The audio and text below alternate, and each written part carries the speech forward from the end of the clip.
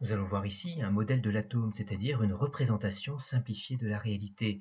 Par exemple, la mine d'un crayon de papier est constituée de graphite, c'est-à-dire constituée d'un empilement d'atomes de carbone. Chaque atome de carbone est constitué d'un noyau autour duquel se répartissent les électrons. On parle de nuage électronique. Chaque noyau est constitué de protons et de neutrons. Les protons et les neutrons sont appelés les nucléons, c'est-à-dire les particules du noyau. L'atome est constitué essentiellement de vide. On parle de structure lacunaire. Nous allons voir ici la notation symbolique du noyau d'un atome. Elle s'écrit à partir du symbole de l'élément chimique, ici du carbone. En bas à gauche, on fait figurer le nombre de protons qu'on appelle numéro atomique et noté grand Z. Ici, le noyau de carbone contient 6 protons.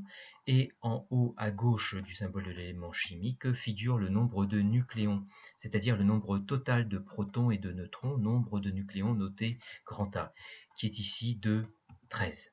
Ce noyau de carbone contient 6 protons et 13-6, c'est-à-dire 7 neutrons.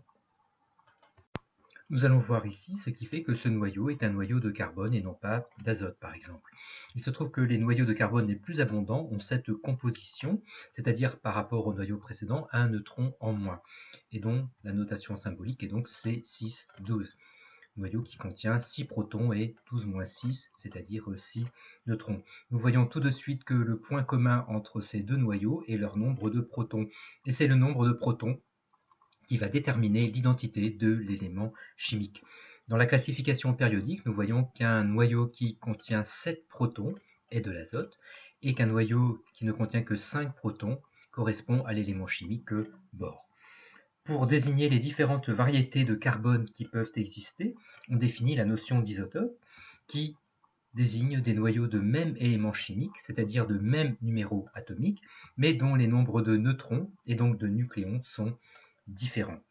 Dans l'exemple du carbone, on parlera de l'isotope 12 du carbone et de l'isotope 13 du carbone en référence à leur nombre de neutrons et donc de nucléons qui sont différents. On remarque que le noyau qui figure dans la classification périodique correspond au noyau le plus abondant dans la nature. On s'intéresse ici aux charges électriques dans un atome. Le neutron n'est pas chargé, le proton a une charge électrique positive et l'électron a une charge électrique négative.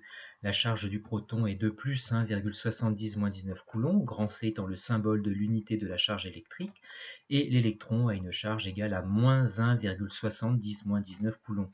On remarque que le proton et l'électron ont la même valeur de charge au signe près. On a l'habitude de noter cette valeur de 1,70-19 coulomb par la lettre petit e pour élémentaire. La charge du proton est donc égale à plus E et la charge de l'électron est égale à moins petit e. Une propriété importante de l'atome est qu'il est électriquement neutre. Ceci a pour conséquence que le nombre de protons de l'atome est égal à celui des électrons. En effet, leur charge étant égale mais opposée, il faudra autant de protons que d'électrons pour compenser leur charge et avoir un atome électriquement neutre. Dans l'exemple de l'atome de carbone qui contient 6 protons, cet atome contiendra donc également 6 électrons. Même si l'atome est électriquement neutre, son noyau est chargé positivement. En effet, les seules particules chargées du noyau sont les protons qui ont tous une charge positive égale à plus E. Pour calculer la charge du noyau, qui se note Q noyau, il suffit de multiplier le nombre de protons du noyau par la charge d'un proton, qui est égale à la charge élémentaire. Le nombre de protons se note grand Z, le numéro atomique. La charge d'un proton est égale à plus E.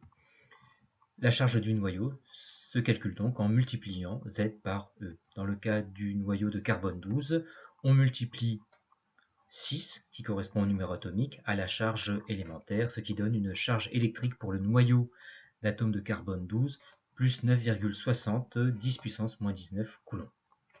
On va voir ici comment calculer la masse d'un atome. La masse d'un électron est de 9,1 10-31 kg, celle du neutron de 1,67 10-27 kg et celle du proton de 1,67 10-27 kg.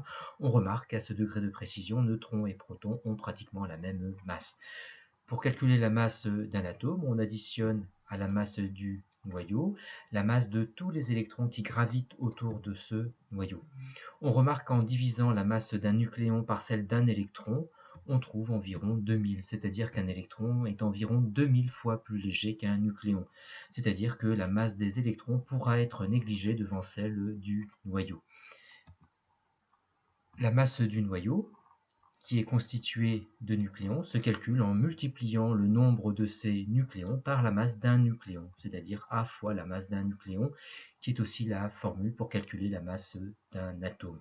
Dans le cas de l'atome de carbone 12, il suffira de multiplier 12, le nombre de nucléons, par la masse d'un nucléon, et on trouve une masse de 2,0010-26 kg.